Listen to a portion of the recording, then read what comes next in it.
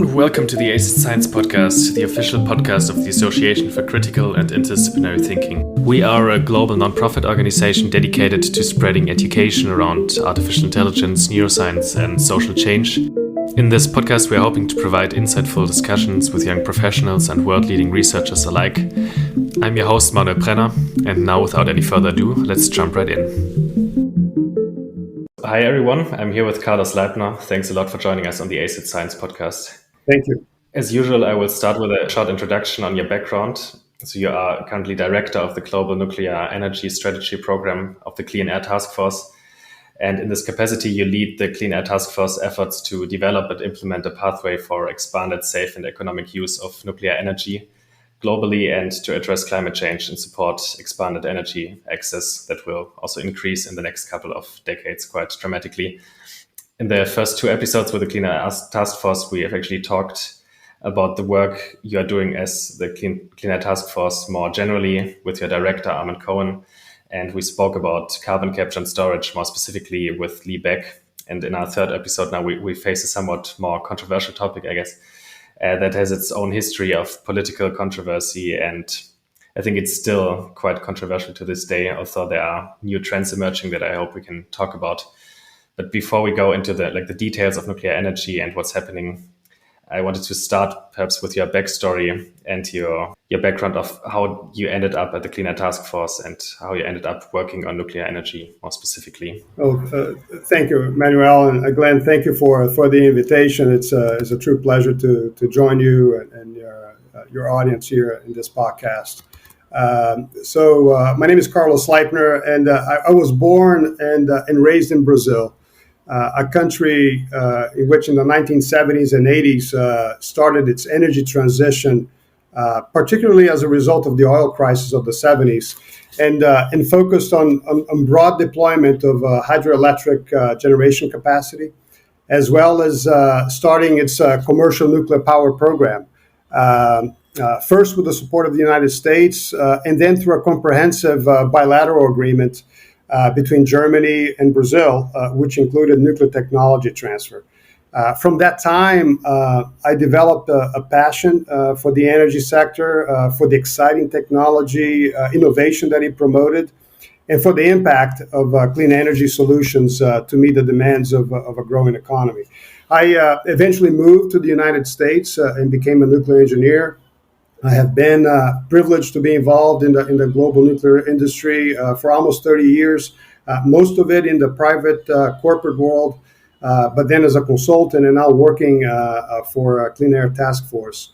I'm very passionate about contributing to the energy dialogue and how together we can leverage our current resources to power the world in a sustainable manner.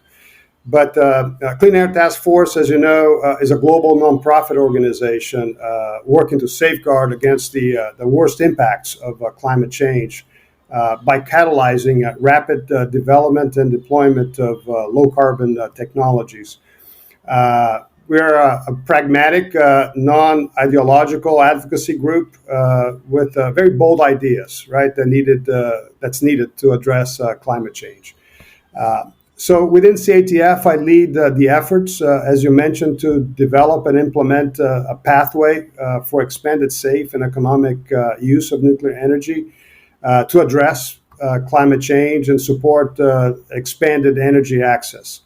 The ultimate objective here is to develop a global nuclear fission ecosystem that could deliver hundreds of gigawatts of new nuclear capacity per year to transform the energy sector and expand the application of nuclear technology beyond just the electricity generation that we see today. Yeah, you already mentioned a couple of points that we can go into in more detail. So I think, the boldness of the Clean Air Task Force also connects to this pragmatism, to this idea of optionality, of really considering all the options on the table. And I think there are good reasons to claim that nuclear will really be very important going forward. So maybe we can start there to actually explain why nuclear, or in your mind, nuclear is really crucial for keeping the world energy demand kind of at bay, the increasing demands. Right.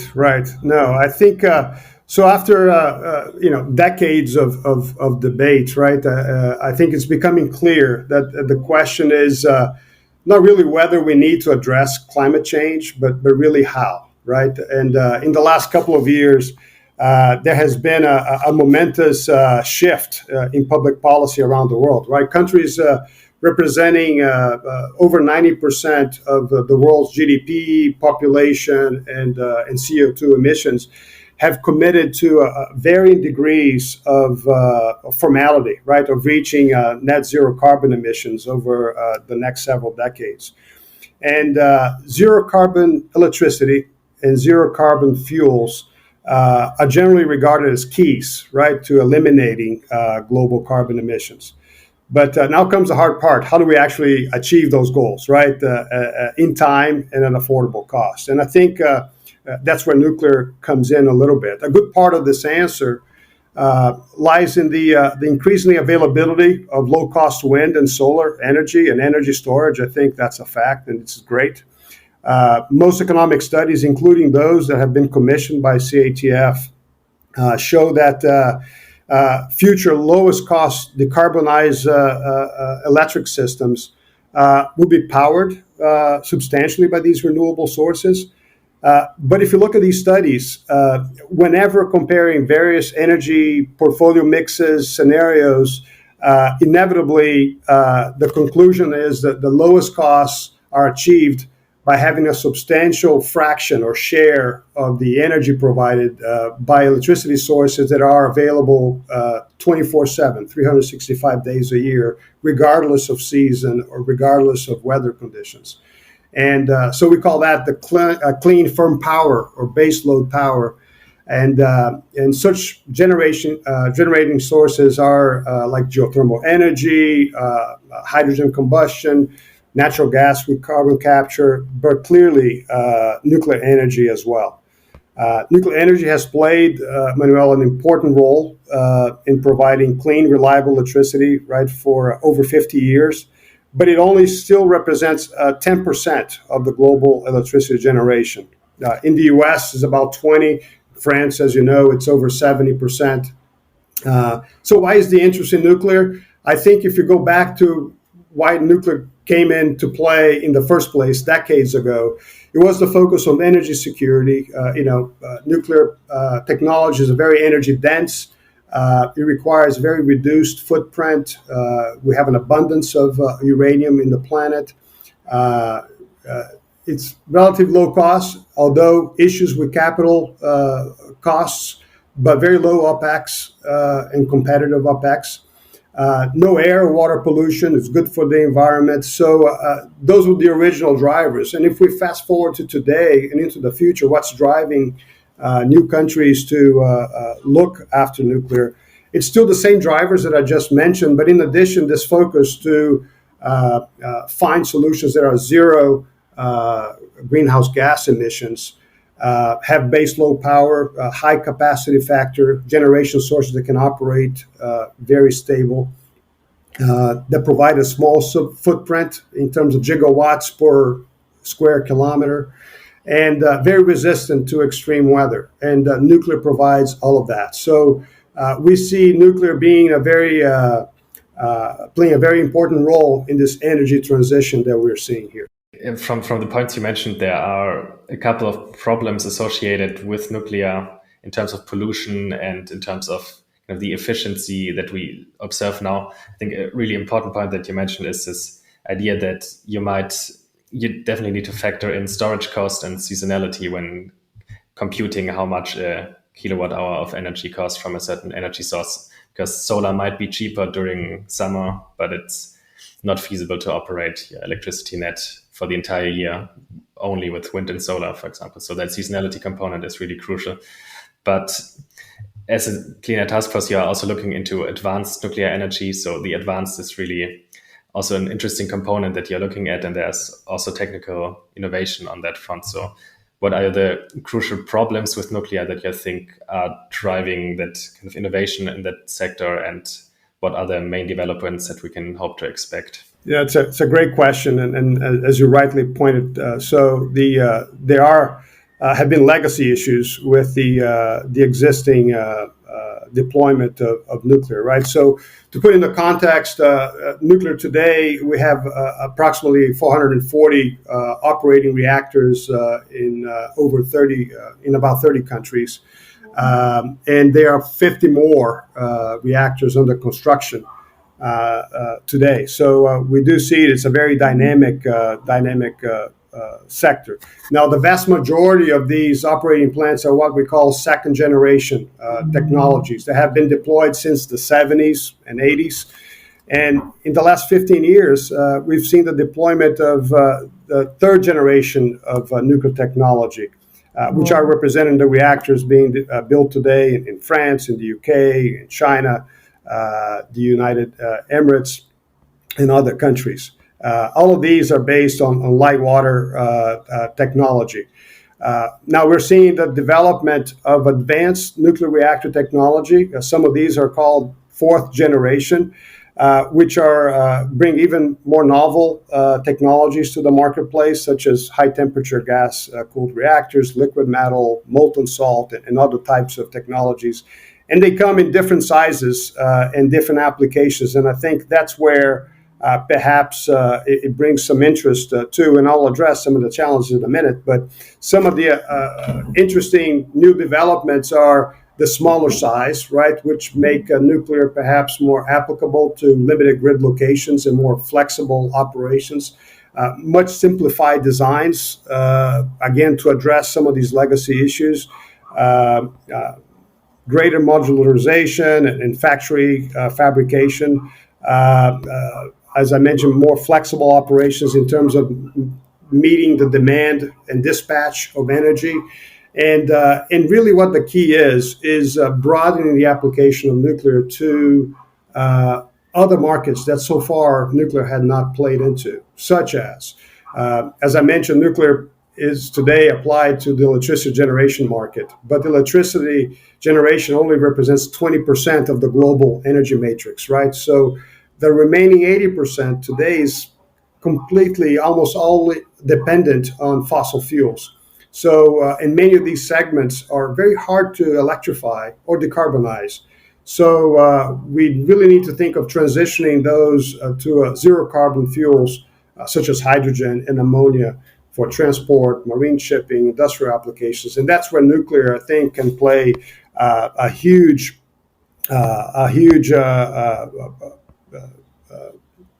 application, right, in that, right?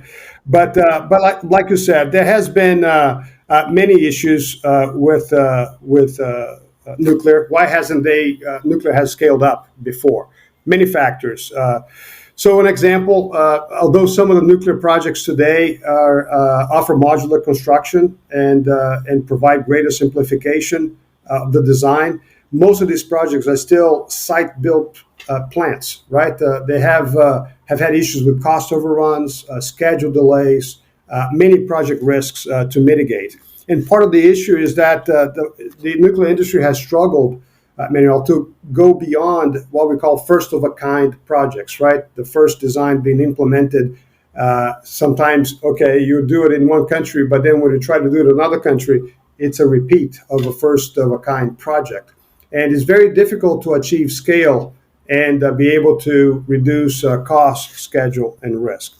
Furthermore, the traditional business model that these contracts were put in place years ago and decades ago are no longer adequate in today's environment. So the ability to access financing and how stakeholders are working together to either own and operate and develop a nuclear project is much different than today than years ago. So that has caused issues as well. So, and then there are licensing issues, right? Sometimes just because a nuclear technology is licensed in one country, it does not necessarily mean they can be deployed worldwide at scale. So it needs to be relicensed or approved by each jurisdiction. So that also introduces issues and challenges. So how do we change the story? It really boils down to cost, delivery, access to financing, broadening the markets for application, and really focus on social political policy changes. And all that starts with some of these features that I mentioned earlier about these advanced reactors in simplification and modularization and different approach in deployment. So from what you say, it sounds pretty similar to what happened with wind and solar, that you really had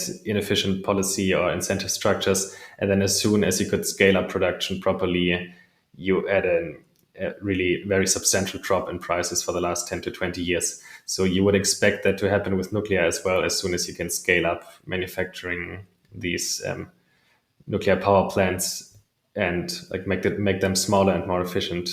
So would that also entail a significant price drop? It can. All this it remains to be seen. Obviously, I think that's the issue, right, Manuel? I think we've seen advanced reactors now. There are many of them under development and at various phases of development. Some still in their conceptual design, and some more advanced, and some already in operation. But the true costs and ability to scale remains to be seen. But the features are there, right? And I think the big challenge for the nuclear industry is really to change this paradigm of not doing as business as usual as in the past, but understanding that the markets have changed and stakeholders have changed. And this is seeing now, we're seeing this even in the new players that have come to the market, that they have come with new investors. I mean, we've seen investors from private funds and other areas from the private sector that never before were involved in the nuclear industry, that today they're betting hundreds of millions of dollars in the nuclear industry. So this really has generated quite a dynamic environment that brings promise that folks will change and think differently. You had an interesting point already with the fact that nuclear probably won't even focus on electricity production for the private sector, but more in industrial applications as well.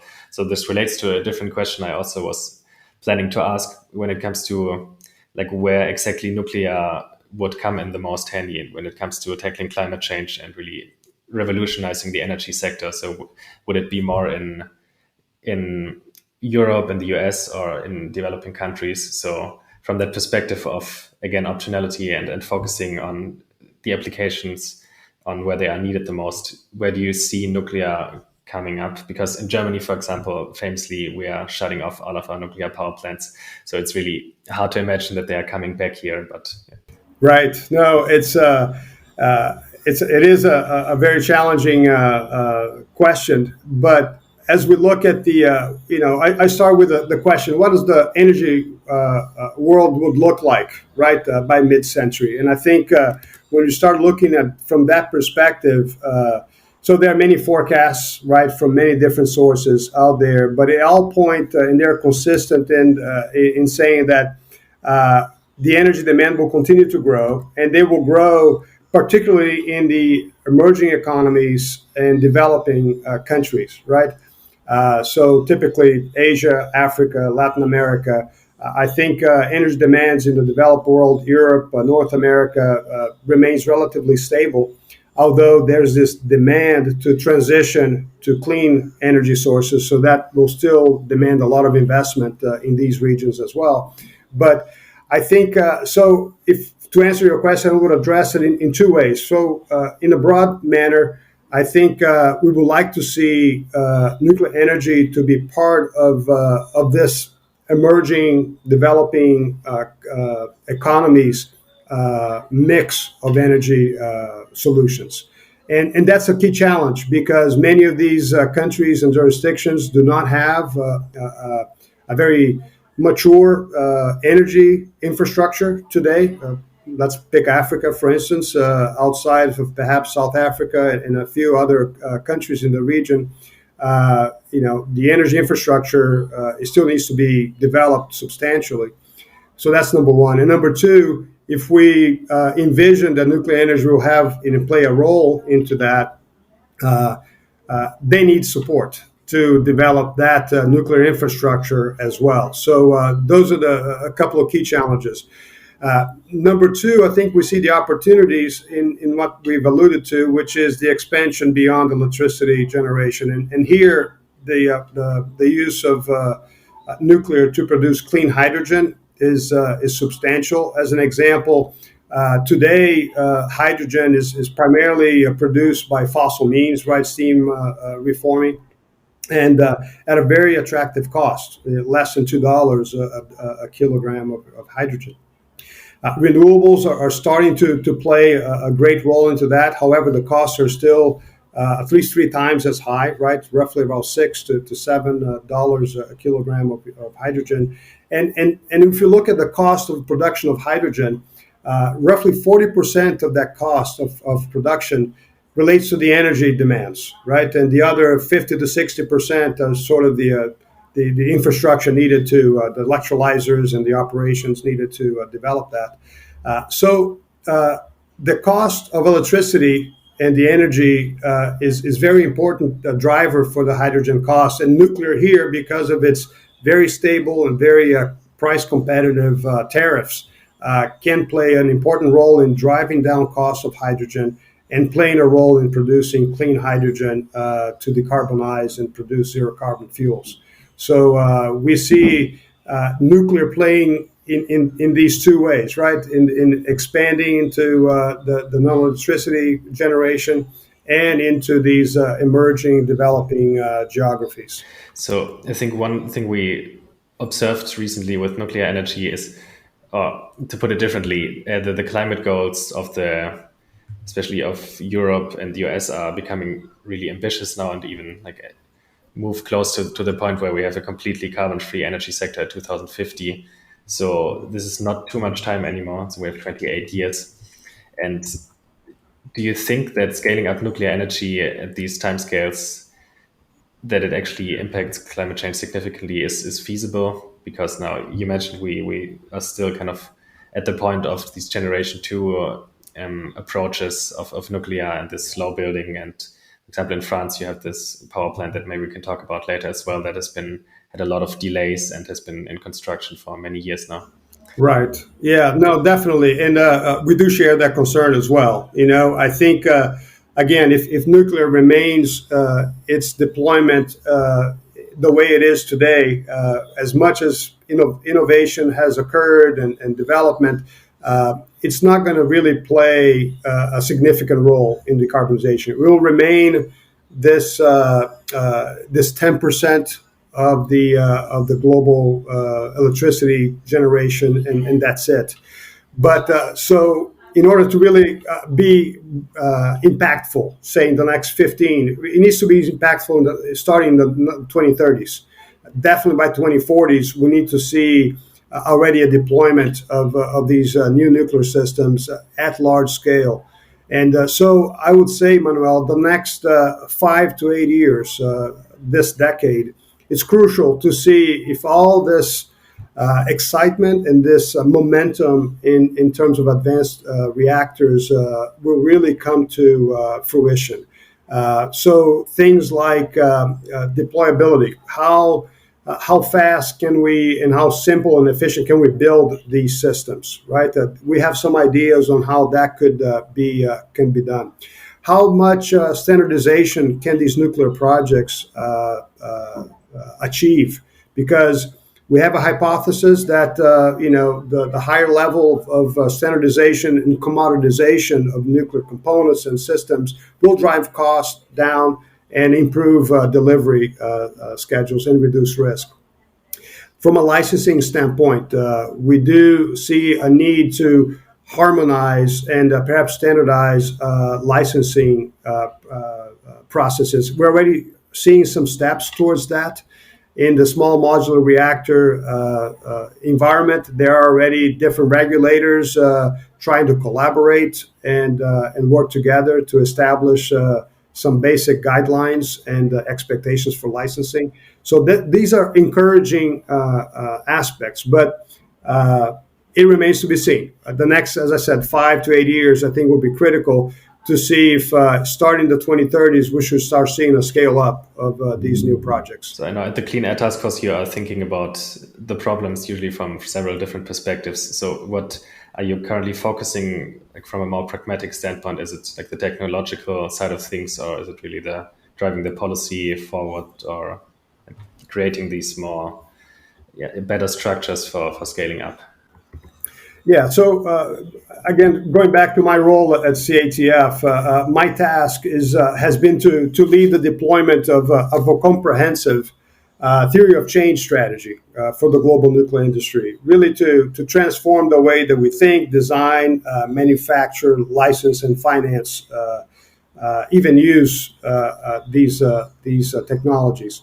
And through policy, advocacy, research analysis, public education, and working with different partners, we're trying to work and establish a broad portfolio of initiatives that can achieve that. And I will mention a couple. One area is that we're engaged in driving forward a nuclear hydrogen initiative precisely to address some of the opportunities that we see of broadening the application of nuclear into that hydrogen ecosystem, hydrogen economy. That's one aspect. The other one is looking at how can nuclear technologies be used to replace current fossil-based power plants. In the U.S., there's quite an interest in replacing coal power plant capabilities with other generation sources, including nuclear. So we are heavily involved in doing a technical economic studies on that, particularly on the workforce transition into one type of technology into another, because it has ramifications for the regional economic environment. We are involved in many other aspects of, as I mentioned, international licensing, trying to figure out ways to how to support these emerging countries through international technical service organization model in which we can provide support to license and develop this nuclear infrastructure in countries. This issue of commoditization and standardization of power plants is another area that we're very keen in doing a deeper dive and understanding what's possible. Let's face it, we may get to the answer that, we may not generate all the benefits that we think it would be. So we need to learn that. So we're looking into that as well. And many other aspects of what we call this theory of change that would address political, social issues like social acceptance, addressing some legacy issues like nuclear waste, radiation dose, those other kind of concerns that I know remain in the minds of many people. So we remain very active in that regard. Yeah, so now that we have mentioned these problems that still linger in the minds of many people, and I still think, especially me coming from Germany, I have a history of us discussing nuclear in a critical light, and now completely ending our dependency on nuclear energy.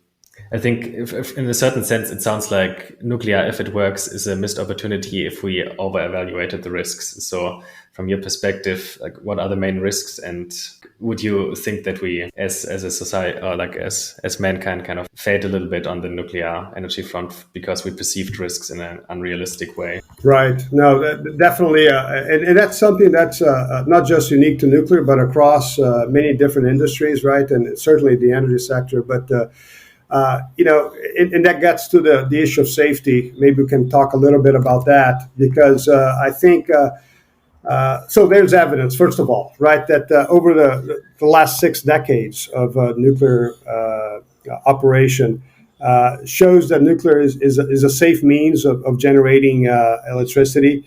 There has been 3 main events that we are all familiar with, but the overall risk of accidents in a nuclear power plant is low and continue to decline with these advanced reactor designs.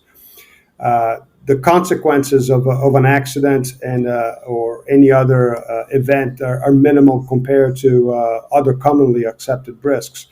And I think when you look at the current fleet of operating nuclear plants and the ones being deployed, particularly have enhanced safety features that are designed into the actual design of these reactors and the operation. There's much, as an example, Manuel, there are much less reliance on active systems such as opening and closing valves, starting pumps, all of that.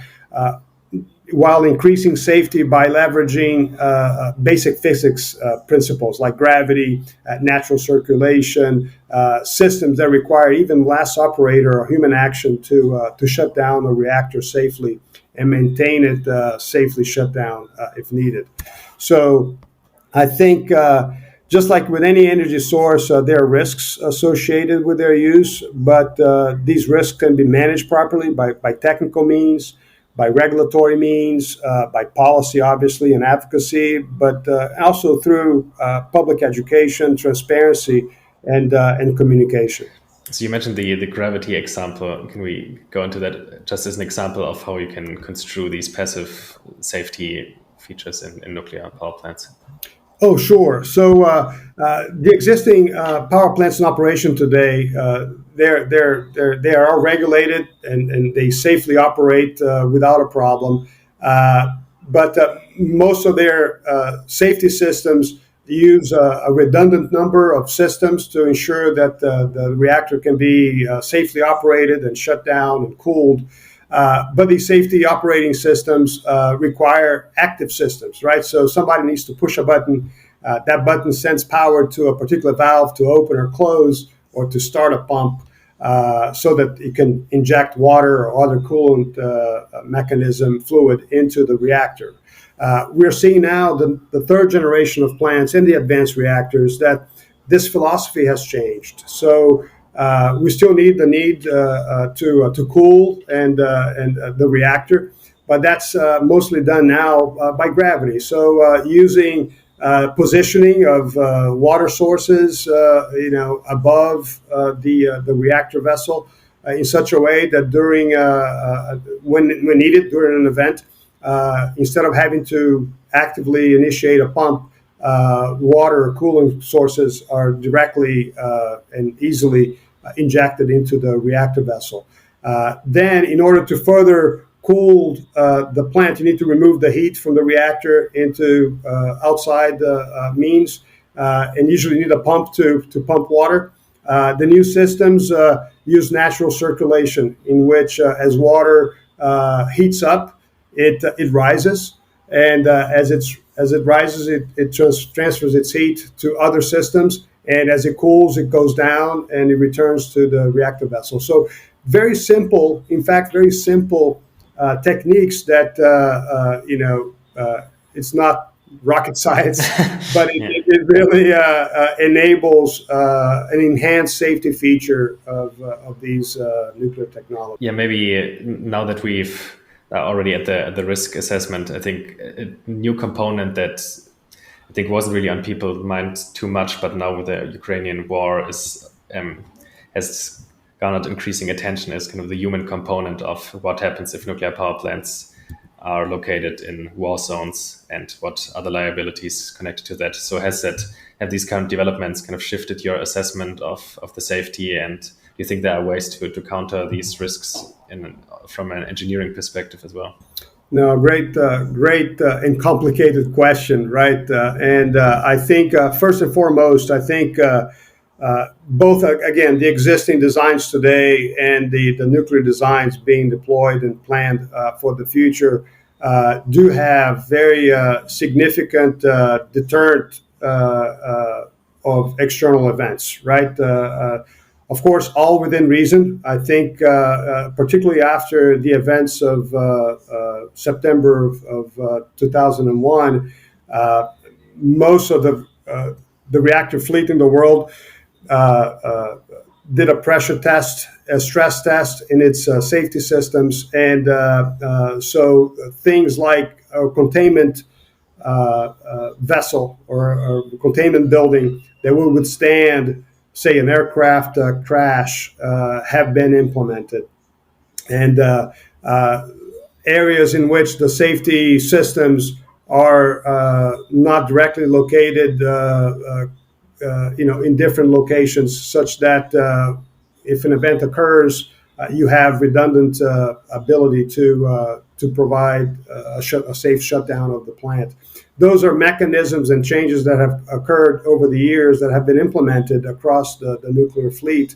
And as you look ahead into advanced designs, because of their smaller nature and more simplified nature, many of these designs are actually underground. So it provides even further protection from external events. But going specific to the events in Ukraine, that's obviously caused a lot of concern. We continue to monitor that, and obviously, we understand the situation is stable. We have Ukraine is a country that has 15 operating reactors in 4 different sites, in addition to the site at Chernobyl. And we know that the IAEA continues to provide support and monitor and engage in providing support to the safe operation of those plants. And so far, things are going okay. But perhaps maybe we can talk a little bit about the impacts of that event on the nuclear industry in general, because I think we're starting to see some preliminary impacts, and I think we need to continue to watch that closely. I think if we step back, the overall conclusion is that, obviously we think about energy security, but we're saying that energy security does not need to come at a cost of decarbonization, or lack of decarbonization. There's a likely, perhaps a small acceleration, I think, in energy transition, particularly in Europe. I think this very well. I mean, Europe, imports nearly 60% of its energy, with Russia supplying, nearly 50% of the coal, 40% of natural gas, and almost a quarter of crude oil. And but more importantly, Russia today supplies 35% of the enriched uranium globally. That represents 20% of the nuclear fuel in the United States, and roughly the same 20% in Europe. There are many other uranium players other than Russia. I mean, you have Cameco in Canada, you have Kazatomprom in Kazakhstan, Orano, led from France, China, even Brazil. They have uranium mining capabilities. So, we see that even though it's an issue, there are options right out there. One of the key issues and concerns that we've seen in the last couple of months, Manuel, is that some advanced reactor technologies require the use of what we call the high-assay, low-enriched uranium, HALEU. And what that is uranium enriched between 5 and 20% enrichment. And those are needed because some of these advanced designs operate for a very long time, in matters of years, and also for their flexibility of operation. And today, most of the available sources are Russian. So all these sanctions that we're hearing on Russia could have an effect on the current timeline for the deployment of these advanced reactors. So it goes back to what we talked about earlier. But all of this is a reminder, really, of how important it is to develop energy policies and nuclear energy strategies that take into consideration security of supply, dependency on single or few suppliers, right? The vulnerability to that, perhaps lack of domestic nuclear infrastructure capabilities, global collaboration. I think in the short term, we've seen some interesting movements in Europe in recent months, not just even prior to these events. Recently we've seen President Macron in France announcing an expansion, right, of up to 14 new nuclear power plants. In the UK, again, just recently, a resurgence and focus on nuclear technology, on mass production, and particularly focus on hydrogen production as well. We've seen Belgium perhaps reverting and extending the operation of some of its nuclear plants. Netherlands looking at new build as part of the new government energy strategy. Just this week, the Czech Republic reinitiating its plans to expand the nuclear fleet. It's very dynamic. But going back to the uranium specifically, we're seeing, from the prices, uranium market in general, we've seen uranium prices skyrocketed, right, since these events a couple of months ago.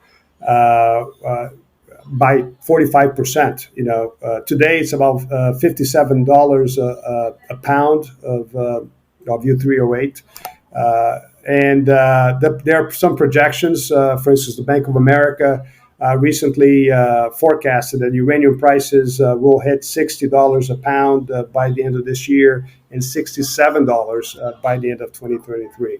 So we're seeing many different ramifications of the geopolitical events that we've seen and impacts on the nuclear sector. Yeah, it's a very interesting byproduct of that conflict that I think most people don't hear about, because uranium isn't really not as closely linked to Russia as gas and these other energy sources. So maybe connecting to that, are there any feasible technologies that don't depend on uranium, like in the nuclear sector, other materials that could be used to create nuclear energy, or is it really only depending on uranium? So we do have, thorium is a different path for nuclear, and we see certain countries like India having developed a very interesting path for using thorium as a fission material for their nuclear program. But on a global scale, I think uranium will remain as is widely available, really. And I think I wouldn't say this is a bump in the road, but certainly it is was causing a rethink in terms of how to leverage the different sources of uranium across the globe, and how to better enhance the supply chain for that. So I think I don't think we'll move away from uranium. Now down the road, I think we still have seen some recent developments in fusion, right? So that's another aspect of nuclear that we continue to monitor.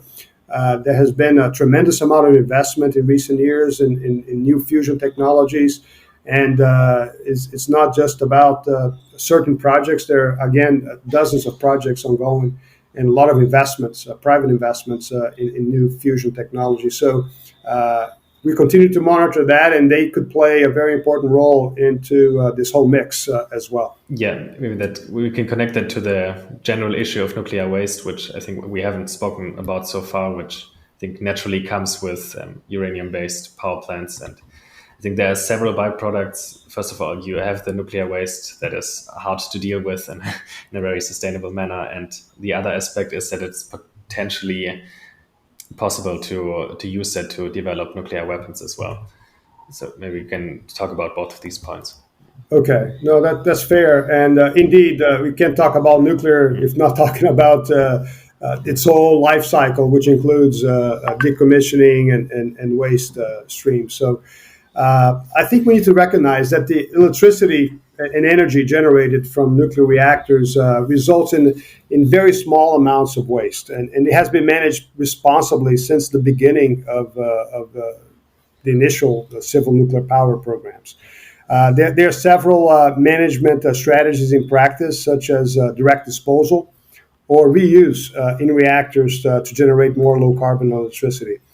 As an example, Emmanuel, in the U.S., there are nearly 100 reactors in operation today, right? So the nuclear waste resulting from all of these plants over a 60-year operating life can be physically stored in a football field, which demonstrates how relatively small the volumes are and that we're talking about. And that's because nuclear fuel is very energy dense. So very little of it is required to produce immense amounts of energy, especially compared to other generation sources. So as a result, only a corresponding very small amount of waste is produced. And another analogy is, on average, the waste from a reactor supplying a person's electricity needs for a year will be about the size of a construction brick. And only 5 grams of this material will really be high-level waste, a highly radioactive waste, which is about the weight of a sheet of paper. So unlike other energy generation sources, the nuclear sector takes full responsibility for all its waste. And I think when you take, for instance, some countries like France, Belgium, and others that have decided to recycle its spent nuclear fuel, it further reduces the radiological footprint of their waste streams. So I would say that with the potential increased interest and deployment of advanced nuclear reactor technologies in the future, nuclear waste management will continue to be an integral part of the conversation and the deployment strategies in management. And connecting to the second issue, do you think that if we scale up nuclear on a global scale and more countries get access to nuclear, it will be more difficult to manage, as I think we saw at the example of Iran, that countries that then develop a nuclear program, it's hard to really make sure that they are not developing nuclear weapons. Yeah, no, for sure. Non-proliferation is another theme that permeates the dialogue whenever we talk about nuclear energy. And I think the debate over actual and potential link between a civilian nuclear program and, say, weapons is indeed a controversial topic and unlikely to be ever settled. But it's clear that the current international safeguards have generally prevented proliferation of nuclear weapons from what we call civilian nuclear programs. We see the vast majority of countries that today use a nuclear power for energy generation having no nuclear weapons program. With that said, there are designs and business model regulatory innovations that could further reduce proliferation risk that are associated with the next generation of reactors. For example, and I think I mentioned, most advanced reactors provide limited access to nuclear material because of below ground siting, very high temperatures, inert environments. The nuclear fuel itself is much different than what we're seeing today. Sometimes we see metallic fuel, which is much more difficult to access the fission material. So we see that safeguards are in place and will continue to be in place to prevent this risk, or at least minimize the risk of proliferation. Yeah, so maybe we can talk about like the global trends and also I think the biggest events that have been taking place in the last couple of years when it comes to like changing the public perception of nuclear. I think in the European context, there was probably like the biggest developments. Can you elaborate on what happened there? How do you think, or like do you judge the impact of that? Yeah, so related to the issues that we see today, right? I think I'm pleased to see that at least new nuclear capacities is coming to the market and being connected to the grid, because we do need an all of the above strategy for clean generation, right? So, but the question is at what cost, right? And time. And I think we've seen projects in Europe, like you alluded to, the Flamanville project. We have the project in Finland, Olkiluoto, that finally came online after over a decade of development and significant cost overruns. And I think it alludes to, and if you compare that to what's happening in the Far East, right? I think there's a contrast to be drawn here, because When you look at what's happening in Asia, particularly in China, with the incredible aggressive deployment of new nuclear technology, South Korea, and now even in the United Emirates, there's a contrasting model of what we're seeing there versus what's happening in the West. And I think we can ask why, but I think there are many factors. But let's talk about a couple of them. One is the supply chain. I think when you look at what's happening in China, South Korea, UAE, and other places there, the supply chain is completely in production mode, right? I think you have continuing projects one after the other, and this environment really drives down, obviously, cost, improves quality, and enhances delivery. And what we've seen in the West, France, United States, in Europe in general, even in Latin America, we've seen these one-off projects. Every 5 years or every 10 years, a project starts. And I think the supply chain certainly has been, in the West, a lot more rusty, if I may call that, in which we've seen incredible issues both with the EPR in Europe, the EPR, the reactor design, and the AP1000 from the US, having supply chain issues, whether it's primary coolant pump issues or reactor vessel manufacturing issues. And that's one of the major contributors is that the supply chain continually is having to be qualified for the first time again and again. And so goes back to the promise of these advanced reactors because of the smaller nature and the scale that we're talking about. Hopefully we'll get to that commoditization production level that will address some of these legacy issues that we've seen here. That's one factor. We also talked about the licensing issues that have been, bureaucratic and very sometimes complex, to say the least. Not to say I think the regulatory and licensing focus is it's a must because we need to protect the public from all sorts of potential risks. But at the same time, it needs to be a pragmatic approach. And we're starting to see some improvements in licensing environments.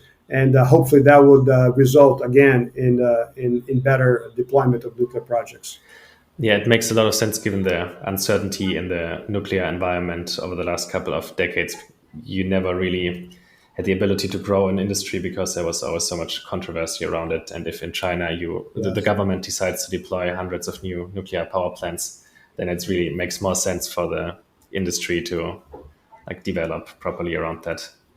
Yeah, that's a very interesting component. So yeah, I think from the European Commission there has been this there's this do no significant harm principle, and there was this report that nuclear now falls under potentially beneficial technologies for battling climate change. So do you think this will shape kind of the new approach on a Europe-wide level to nuclear? Or how impactful do you think this is going to be? Yeah, I think that obviously the connection with the taxonomy in Europe and the ability to at least access potential paths for financing of some of these projects. I think the do no significant harm criterion was reviewed at a scientific level and in a way resolved last year. I think that the JRC concluded that the nuclear energy meets the do no significant harm criteria. It's at least sustainable, if not more, than renewables. There's been a close to a 400-page report issued to back up and justify this conclusion. And there have been at least two other EU scientific bodies that have reviewed the determination and said it was comprehensive. And the basis here is that the protection, of people and the environment in countries where nuclear installations are present rely on the existence of a solid regulatory framework, that oversees the safety and environmental impacts of these facilities. The EU and its member states have developed and established a comprehensive regulatory framework to ensure the safety of these nuclear facilities. And that's in line, Manuel, with international requirements and recommendations for enhancing regulatory systems to control these installations. So the analysis did not reveal any scientific-based evidence that nuclear energy does more harm to human health or to the environment than any other electricity production technologies that are already included in the taxonomy.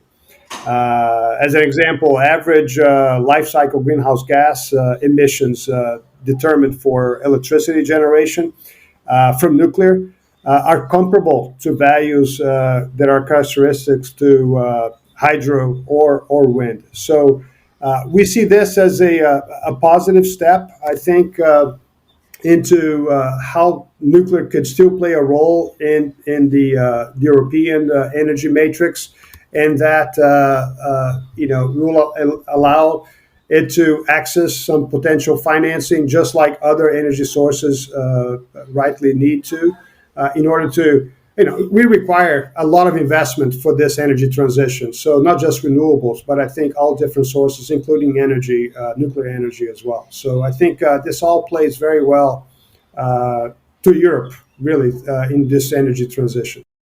Maybe asking as a German, in 10 years ago after Fukushima, the German government decided to move out of nuclear. Do you think that was a mistake, or can you kind of objectively say that, and that was more like politically motivated, or were there any factors that have now changed in the assessment? Yeah, I think clearly, it was a decision that was thought to be the right decision for the country, and I think the world needs to respect that, right? So I think it was leveraging that event and perhaps those conditions, that time, to really accelerate transition to clean energy matrix in Germany, right? And I think we've seen so much investment, billions, into wind and solar capabilities, which is fantastic. I think the world looks at Germany as a model to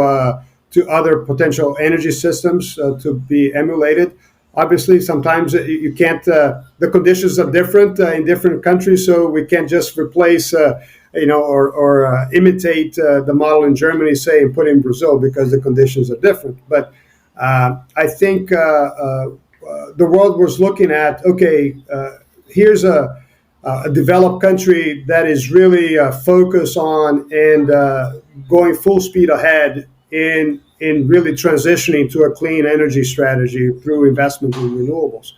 And now, close to a decade after, I think we've seen a tremendous development, a tremendous progress, and I think great for Germany, although that has come with some challenges as well, right? I think notwithstanding the incredible capacity installed and capabilities of wind and solar already in place now, we know that because of the intermittency issues, we still need to rely on other sources, right, to provide power. So sometimes I think the objective to drive down emissions in Germany, I think, has fallen short in the last decade. So that's one unfortunate consequence. And in occasions, we see the challenges in the energy tariffs that are sometimes high and not that competitive, particularly in the industrial customers. So that has implications for the economy and the growth in general. But I think it's very difficult to assess whether a decision is right or wrong, because each country has their own context to consider. And I think obviously Germany has a lot of an established energy sector, obviously, and the demand of energy. I would hope that at some point Germany would also consider other sources beyond just wind and solar as part of their energy mix, because I think it's not overnight that we're going to achieve a clean matrix. It will be a transition, and in this transition, I think, as you may have heard my executive director, Armin Cohen, say, we need to use all the tools in the toolbox, right, in order to achieve this transition. So it's not just, I think it's too risky right now to place a bet in one single strategy. We just need to use all that's available now, including nuclear, natural gas with carbon capture, etc., in order to position us for success by mid-century, so that by then we may have different paths to follow. I think now we have covered a lot of ground in talking about nuclear, but obviously the topic is incredibly complex. So are there any books or articles or websites you can recommend to take a deeper look into nuclear for listeners that are still curious to learn more? Well, I will make a plug to Clean Air Task Force, because there are some interesting reports available. So just last year, we issued a report on marine shipping and how zero carbon fuels, hydrogen and ammonia, produced by nuclear can be a benefit and can be a feasible path. So that's certainly a report that would recommend folks reaching out and looking at. It's available at the website of Clean Air Task Force.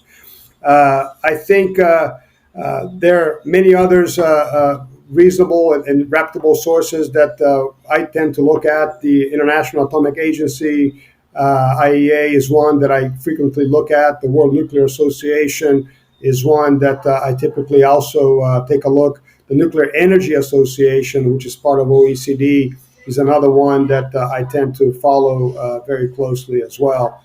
And and we continue to see a lot of development in the nuclear industry. So it's very dynamic. Yeah. And maybe a second question, because I think a lot of people in my generation, especially, just really feel the this pressure of climate change and wanting to do something against it and wanting to get active. So do you have any recommendations how people can get active in a meaningful way to tackle climate change from a personal perspective, but also when it comes to their professional career? Oh, sure. No, that's terrific. And that's what brought me to precisely to this industry, was this passion to see a sustainable future. And I think it's great that I think we see your generation and the new generation very passionate about the environment and developing a sustainable world. And I think getting involved, getting educated, reading, being first of all, having an open mind, because with all the information out there today, I think it bodes well for us to read both sides of the story, if you will, right? I think there are truths on both sides. So I think it's something that we need to encourage folks to do. And so that's one thing. The other one is to be involved in at all different levels. So at a local level, I'm sure there are organizations, NGOs, initiatives by city governments and local governments that are related to environmental and energy issues. I would encourage folks to get involved, voice their opinions, learn about what's going on in their part of the world. And then I think there are many organizations at large. CATF is one, but there are many other organizations that are focused on this issue. And whether one wants to support by donations or by literally being involved in their personal engagement, or by following a career that is related to energy. It doesn't have to be always technical. It can be in many different ways. I would encourage them to get involved in that as well. I think it doesn't take one or two or half a dozen organizations or people. It takes all of us really to make a change. So I think that's the key message. Yeah, I think that's a beautiful ending statement. So thank you so much for taking the time to do this and for this very interesting conversation. Thank you so much for the invitation, and I remain at your disposal. Thank you, Manuel.